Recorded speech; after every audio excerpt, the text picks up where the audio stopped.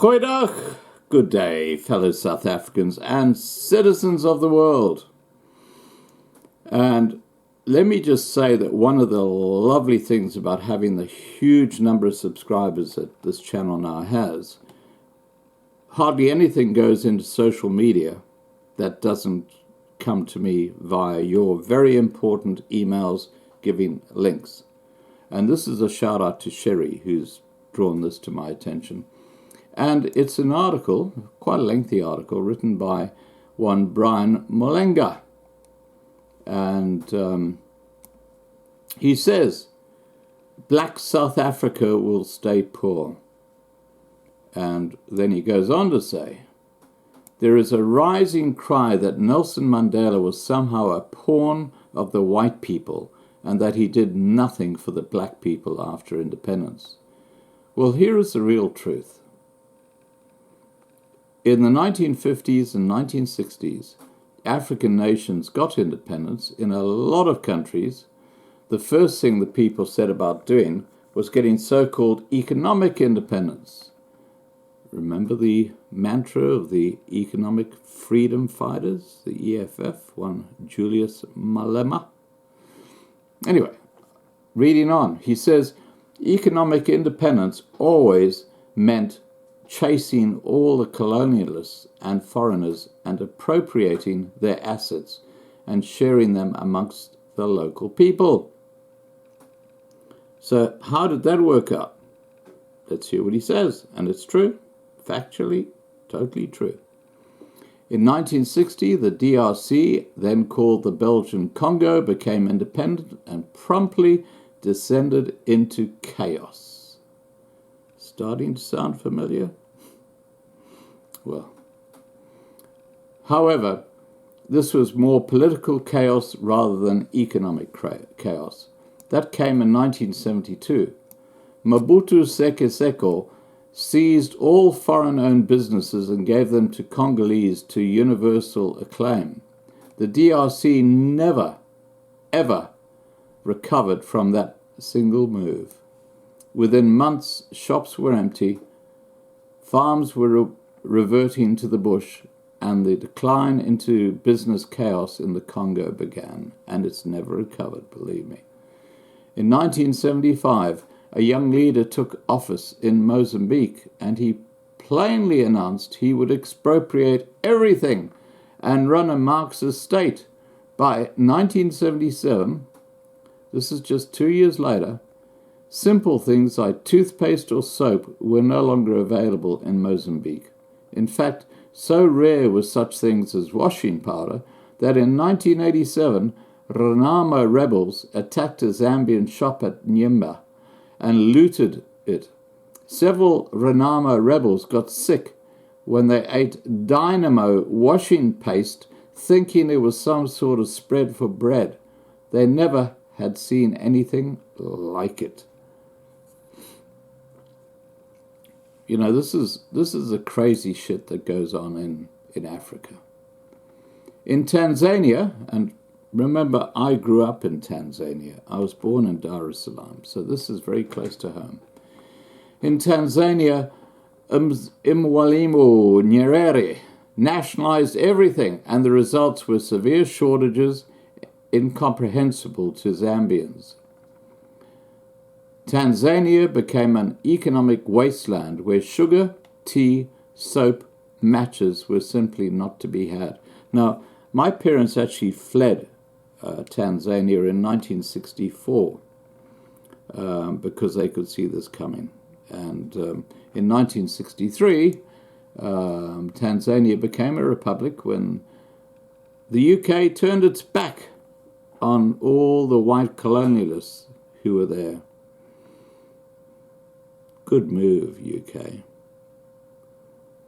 Where's my little... I'm sorry, I'm trying to find something, guys. Give me a second while I find it. Here we are. I got it. Okay. In the words of the Irish, kiss my ass, UK. I'm learning Irish. The ANC were in exile in these countries, and they saw the economic damage which expropriation and redistribution by force caused. So they're not ignorant to what's happening. This led to a significant movement within the ANC to decide what they would do to not repeat the mistakes of other African countries. The truth is, and this is the naked, ugly truth, black South Africans have not seized the opportunities available for them. The government, for instance, has ordered public procurement to reserve businesses for black South Africans. That's known as BEE. When you read the annual report of companies like Eskom, Telkom, Broadband, Infraco, Spoornet, literally billions of dollars of business goes begging. They cannot meet their target for black empowerment. Why? The lack of appropriately skilled contractors meant business reserved for black people could not be given to them. Instead, they supply stationery, printers, etc. Business anyone can do. Import stuff from China or the US and mark it up and sell it on. Real work like electrical engineering contracts, equipment maintenance, etc. all go begging, and they are forced to give it to the traditional suppliers and contractors. The white and Asian minority can only provide this facility. Economic empowerment is not handed to people on a plate. People have to work for it. South Africa, the civil service and parasites that are very black, the diversification of the workforce has worked, but it has also led away to a very curious phenomenon. The white people come back as contractors and suppliers to do the jobs they used to do. Now, I want to comment on this because I used to work at Barclays Bank in places like Escort and Akopo and in Greytown. And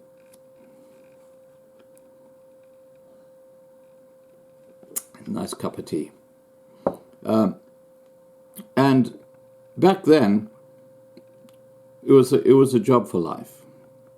And when I left South Africa and came to Australia, one of my really good mates, and he's still a friend of mine today, a very dear friend.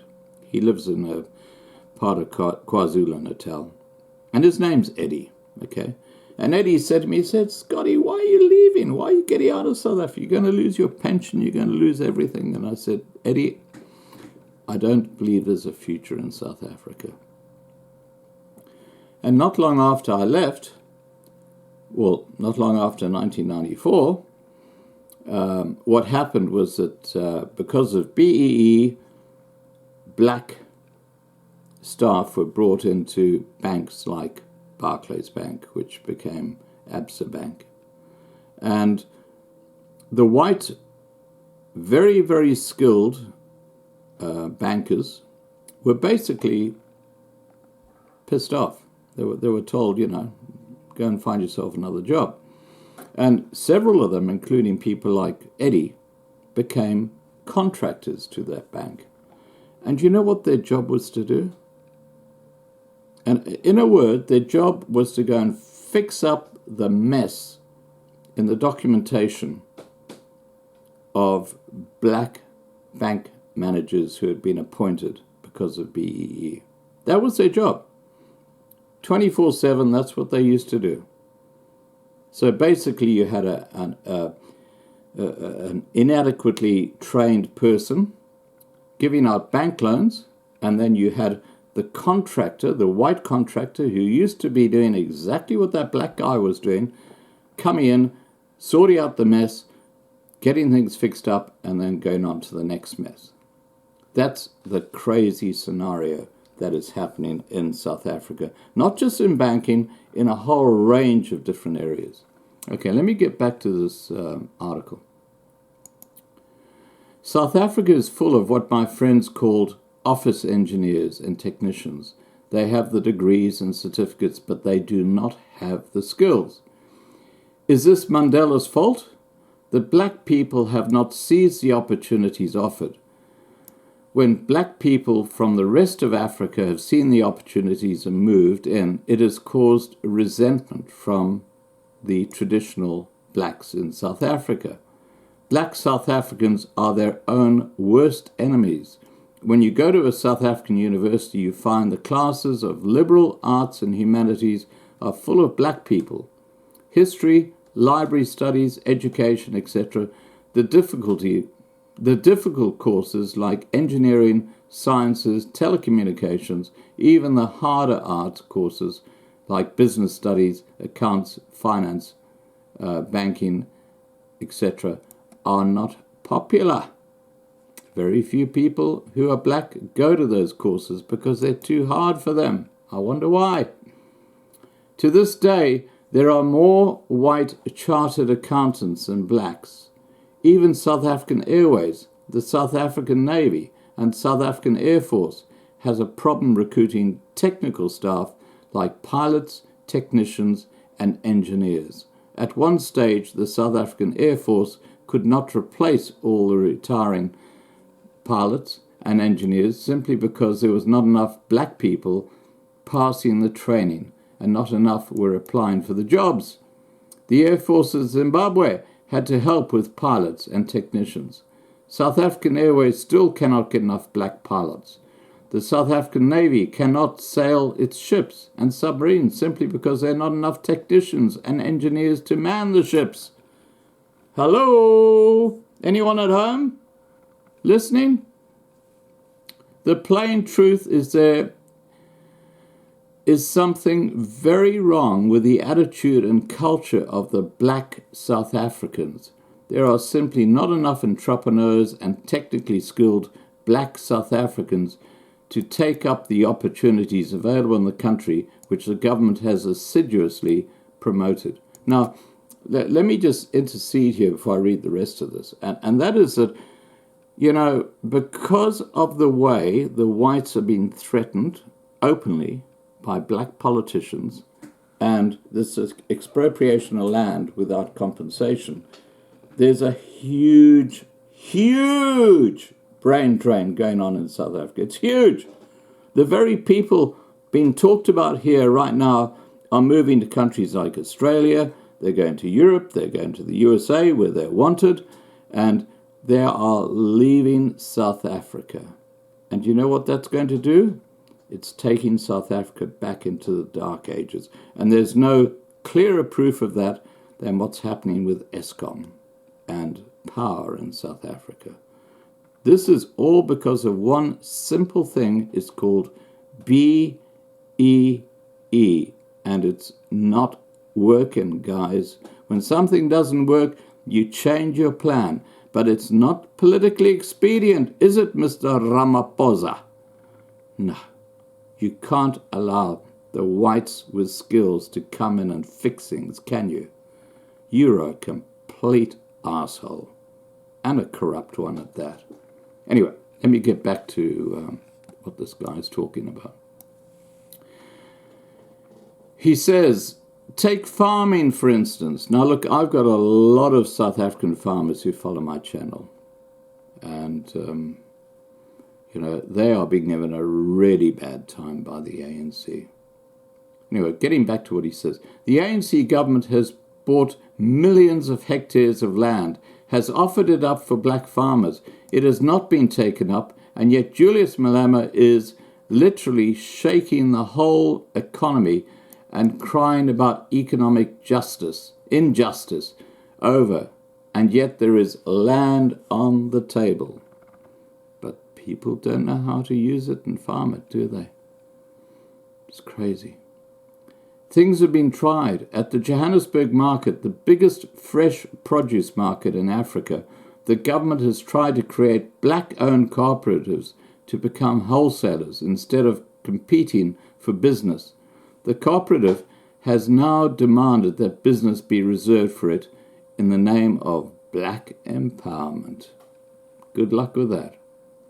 The truth is, Nelson Mandela could not force black South Africans to go to school. He could not force black South Africans to rise above simple Kantemba business. The government has tried to empower black South Africans, but it seems the lure of kwato, drugs, and alcohol is higher. The politically connected, like Julius Malema, have enriched themselves with contracts to supply paper, toner, etc. However, the real empowerment, setting up the SMEs that do all the skilled jobs like engineering, printing, metal fabrication, etc., has not happened. It takes people with the right qualifications to do that. And unfortunately, black South Africans do not want to take up these jobs to set up businesses. Until they do, and the ball is in their court, not Nelson Mandela's or Ramaphosa's or Malema's, they will not take control of the economy. Grabbing what other people worked so hard for has not worked anywhere else in the world. The history is there. Now, one subject we haven't talked about in this channel for a while is China. And believe me, China knows all about what is going on in South Africa, and they're watching very closely. And when the moment is right, they're going to, like the widow spider, they're going to swoop and they're going to claim South Africa as their own. They're just waiting for that web that they're wrapping around the government to become so hard and fast that they can just walk in and take South Africa. And if you listen to the video that I've just posted with Trevor talking about how things are in China, you will realize that they are the most racist nation in the world. They will make things that happened under apartheid, all the wrong things under the white rule, look like the good old days. And believe me, things will change when China takes control. And you know, the black Africans, the Ramaphosas and the Mandelas, the Malemas, they will have set up home in another country. And they will leave all their supporters to go and face the wrath of the Chinese. Cheers, guys. Have a great day.